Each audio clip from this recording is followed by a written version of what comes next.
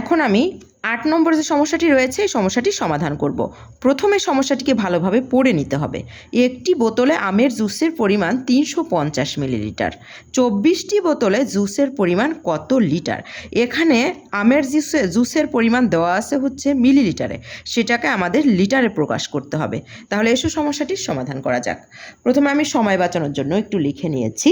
একটি বোতলে আমের জুসের পরিমাণ 350 মিলিলিটার। অতএব 24টি বোতলে আমের জুসের পরিমাণ হচ্ছে 350 গুণ 24 মিলিলিটার। তাহলে এখন আমি 350কে 24 দিয়ে গুণ করে দেখব কত হয়। 4 0 0, 4 5 20 শূন্য, হাতে থাকে 2, 3 4 12 আর 2 হচ্ছে 14। এবার এককের ঘরে আমরা একটা শূন্য দিয়ে দেবো। 2 0 0, 5 2 10 শূন্য, হাতে থাকে 1, 3 2 6 আর 1 7। এবার আমি যোগ করব 0 0 4 7 আর 1 হচ্ছে 8। তাহলে 8400 8400 মিলিলিটার। এই মিলিলিটারকে এখন আমাদের কি করতে হবে? লিটারে প্রকাশ করতে হবে। তাহলে আমরা জানি 1000 মিলিলিটার সমান 1 লিটার। তাহলে যদি আমি এই 8400কে মিলিলিটারকে আমি যদি 1000 দিয়ে ভাগ করি তাহলে কিন্তু আমার লিটার হয়ে যাচ্ছে। তাহলে এখন আমি কিন্তু আমাদের এই সূত্রটা অবশ্যই লিখে দিতে হবে। যেহেতু 1000 মিলিলিটার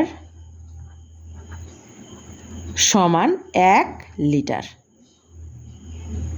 এবং এটাকে অবশ্যই আমাদের যে 1000 মিলিলিটার সমান 1 লিটার, এটা অবশ্যই আমাদের সবসময় মনে রাখতে হবে। মনে রাখতে হলে অবশ্যই আমাদের এটা একরকম মুখস্থ রাখতে হবে অবশ্যই।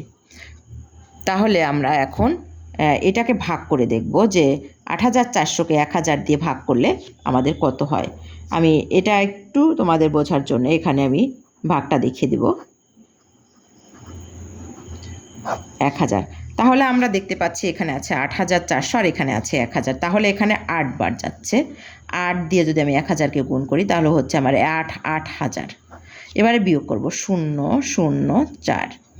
এবার আমার এখানে আছে 400 আর এখানে আছে 1000। তাহলে যেহেতু যায় না, আমি এখানে ভাগফলের এখানে একটা দশমিক বিন্দু দিলে আমি এখানে একটি শূন্য নিতে পারবো। এই শূন্যটা ঠিক এখানে আমি কেটে নিয়ে আসবো। এবারে আমার যাচ্ছে এখানে যেহেতু 4000, এখানে আছে 1000 4 বার, তাহলে হচ্ছে 4000। তাহলে এখানে আমি পেলাম 8.4 লিটার।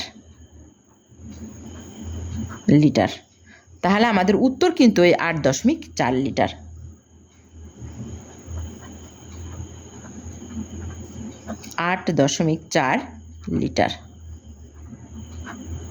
আশা করি তোমরা সুন্দরভাবে বুঝতে পেরেছো। ধন্যবাদ সবাইকে। ভিডিওটি ভালো লাগলে অবশ্যই লাইক, কমেন্ট, শেয়ার করে পাশে থাকবে। আল্লাহ হাফেজ।